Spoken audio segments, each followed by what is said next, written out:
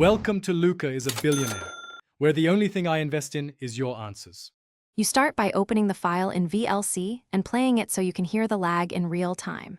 Once playing, open Tools, then track synchronization to expose the audio synchronization box. That numeric field controls delay in milliseconds. You should type a value to shift audio forward or back. Begin with increments of 50 ms to avoid overshooting. Make small adjustments, test a short scene, and note direction. Positive values delay audio. Negative values advance it so lips match speech.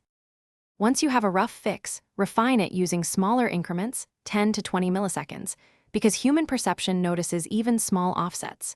You should loop a short dialogue segment and apply a value, then listen closely. If words lead the picture, nudge the number toward negative. If words lag, increase it positive.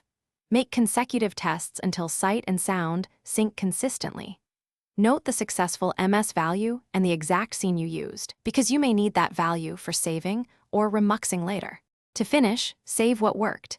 If you want VLC to remember the offset for this file, open Tools' right arrow preferences and apply the value in advanced audio settings, or remux the file to embed corrected timestamps using a converter.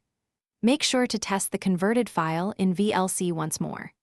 If sync still fails across devices, change VLC's audio output module, try direct sound versus waveout versus ALSA, and update audio drivers. This often fixes system-level timing issues. If nothing helps, remux the audio track as the final fix.